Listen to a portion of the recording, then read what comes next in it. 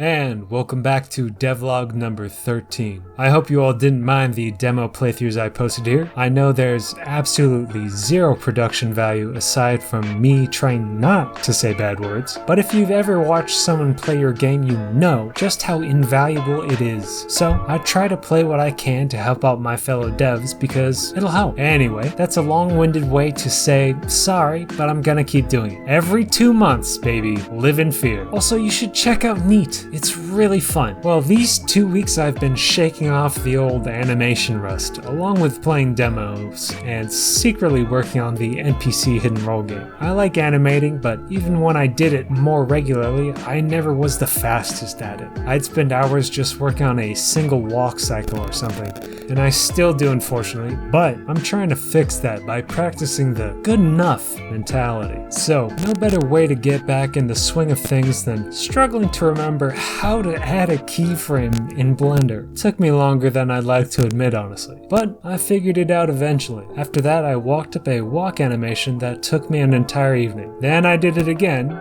but this time I tried out a new animation technique by just focusing on the damn keyframes by using constant, interpolation between them. I forget where exactly I heard to do this, but I think it helps block out the motion faster while keeping the same tempo as the final animation. After that, I did the classic stuff, added secondary motion, etc., yada yada yada. If you're new to animation, either in general or for Blender, I recommend you check out the principles of animation. Obviously, you want to play with those principles to fit whatever type of game or 3D art you're making, but you know, that's part of the fun. For games in particular, check out Video Game Animation Studies, 5 Fundamentals of Game Animation playlist. And for animating in Blender, check out Nekomatada. Her videos focus more on rigging, but she also covers animation stuff. And honestly, rigging is 9/10 of the animation work for 3D. Links for the latter two are in the description. So Bamboo, basic walk cycle. As you can tell, this character kinda lurches forward while walking. I'm already starting to develop a feeling for this little fellow's character with just 60 frames. I like breaking the main viewport into 2 so I can look at the animation without all of the rig doodads in the way to get a proper feeling for how it's gonna look. After the lurchy walk, I felt like I was on a roll, so I made a standing animation. As you can see, he just kinda stands there breathing, hunched over. I like how both of these turned out. To me, it really captures the vibe I was going for. I was having so much fun making animations, I realized I needed to figure out the most important part. How do I get animations into UE4 exactly? Once that realization hit me, I searched sweatily for answers. I've been using an add-on that handles exporting Blender models to FBX for UE4 for me, since why not? But I couldn't get it working with animations, especially since I already had multiple animations with this single rig. Now, for those of you unfamiliar with the Blender coordinate system, the negative y-axis is forward, but in Unreal Engine, the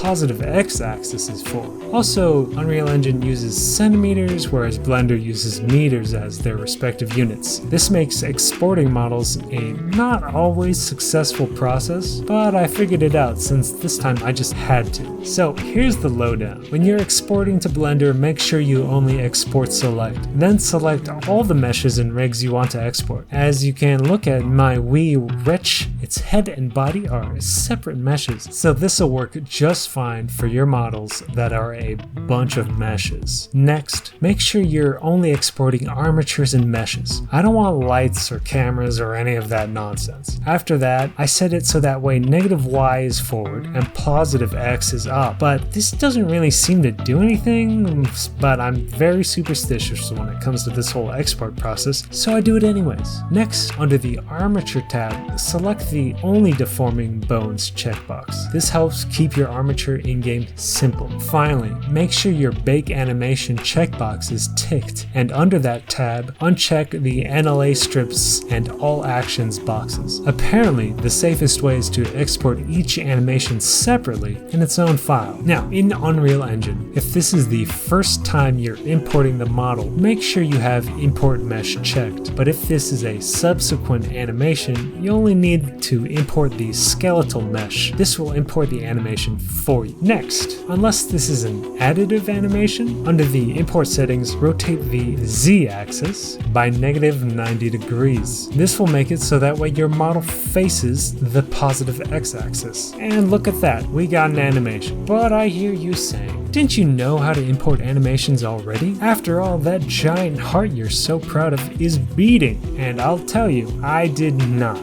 The heart is beating by vertex animations, meaning I'm using a shader to move those vertices. Using shader animations is usually less resource intensive than bone animation, since it can be done on the GPU instead of the CPU. And speaking of resource intensive, one dark day I'm gonna have to remove most of the bones from my wretch's face. He just doesn't need them since, you know, he's not gonna be talking. And I can't imagine I'm gonna need him to have to emote with his brow that much. This just means I'm going to have to retarget animations, which is a bridge I do not look forward to crossing. And with this fellow moving game, I realized I should actually figure out how to animate things like a game dev in UE4. The stand animation has my wretch breathing, but the walk cycle does not. I'd like to create a single breathing animation, then add it to both. And I'd also like to be able to dynamically blend between standing and walking depending on how quickly the skinny fellow is moving. So I dived into the docs and ingested YouTube videos. And the more I ingested, the more I realized. In my lust for animating, I did things carelessly, and I was gonna have to redo most of it. So here we are now. As you can see, I have a more robust setup. This is just a small little test, but this wretch is responding to stimuli. When you enter a certain range, he looks at you, and when you get real close, he stands. He's not walking yet, but oh well. As you can see, I have a basic finite state machine for the transition between squatting and standing. I'm probably going to have to add a custom animation for getting up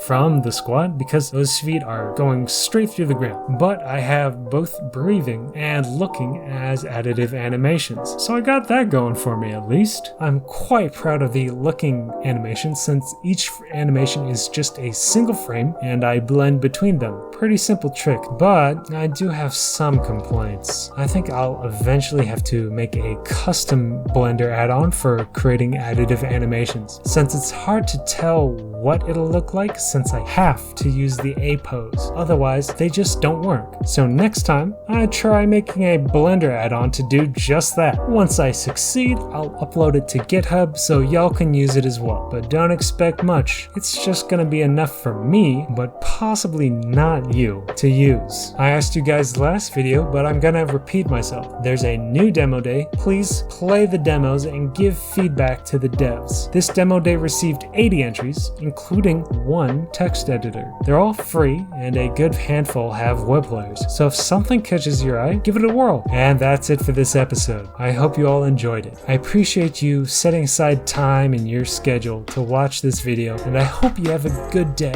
I put out videos every 2 weeks, and if you want to follow along with either these devlogs or the math series that I'll be returning to after the next video, I swear, please subscribe. And I love hearing from you guys, so if you have any comments, feel free to share them. You can also follow me on Twitter. Once the dog days of summer pass, I'll be posting baked foods again regularly, but I've strategically built up a reserve of pictures of baked goods to talk about at the end of my videos, which is right now.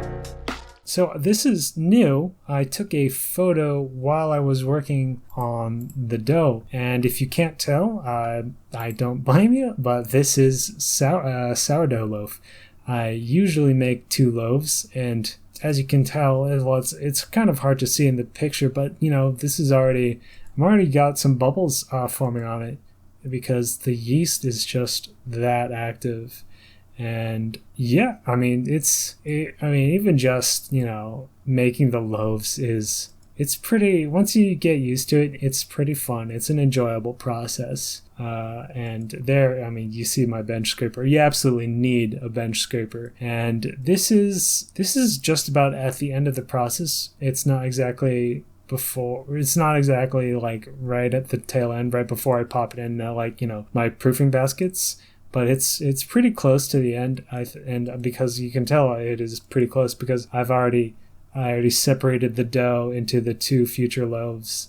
And if you look at the countertop, I try to use as little flour as possible during the whole, during the formation process. It's really only right until the very end when I am, right before I pop it into the proofing basket when I add the flour to it. So this is, it's how I do it. It's pretty easy to clean up since, I don't have flour everywhere and I'm not looking like, what's that one actor from, Scarface. Yeah, I'm not looking like Scarface at his desk when I'm making these. So it's a pretty straightforward, and the cleaning, I already have a bench scraper, so that's clutch. I just scrape off the countertop, and then, I spritz it with bleach afterwards because I like it clean.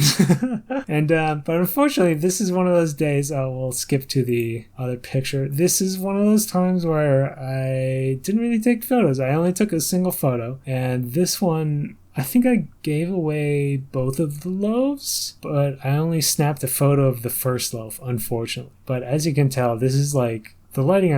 I wasn't at my regular. I wasn't at my place. I was baking this elsewhere. And but the lighting was just, this loaf looks angelic or something. Oh my god, I got really lucky with the lighting, and the black countertop. I have to admit, it's pretty sexy. it's kind of sexy. Like for food pictures, it's like, oh, this is hot. This is hot. It does I think it does cool stuff with the lighting, but I think I was really pleased with how this one came out looking out of the oven.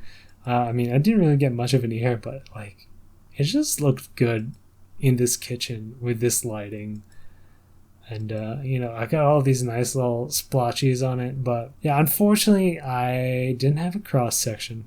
I'm sorry. My deepest apologies. No crumb. So it's a little rough. And this is the last photo I took of these two loaves. I honestly don't know what happened with the other loaf. I baked it, undoubtedly. I didn't just leave it in the fridge. Yeah, I'm not that forgetful. But honestly, I did this months ago now. That's how deep my strategic reserve of baked goods pictures I've done. That's how deep my strategic reserve is, because, I bake usually. Usually when it's not hot. My god, it was so hot. Like the last couple of weeks, Jesus. But usually when it's not too hot for me to turn on the oven, I'm baking every week. So really, I've completely forgotten what I did with the other loaf. But at least we have this picture, which is just pretty. And also the rare work in progress picture. I'm going to call it here since I don't have a picture of the crumb. What a rookie mistake. But yeah, I'm calling it here, the classic sign-off. The yeast in the air is free. You should bake your own bread. It's great. It's good for you. It makes a great gift. And it tastes great. Thank you for watching, and see you next time.